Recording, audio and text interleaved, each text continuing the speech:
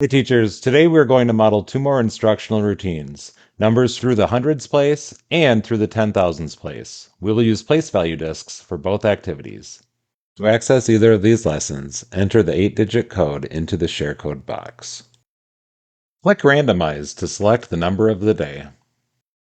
Click to add place value disks to the chart. They will automatically go in the correct column.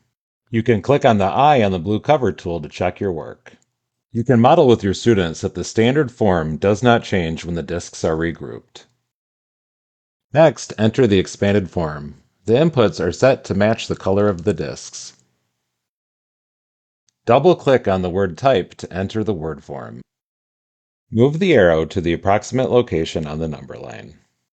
Add or remove disks to determine 10 more and 10 less, 100 more and 100 less. Next, we'll explore the second share code with larger numbers. The first 3 steps in this task are the same as in the first example.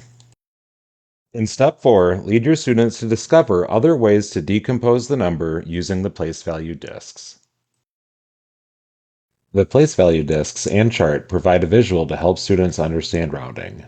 To round to the nearest 10,000, look next door. There are 5 or more, so add 1 to the 10,000s. Places to the right turn to 0. The answer is 60,000.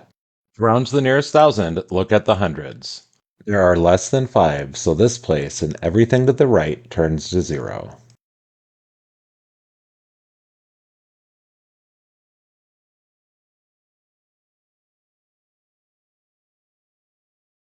I hope you find these two share codes helpful and can use them as a teaching tool with your students. Thanks for everything you do as teachers. Have a great day.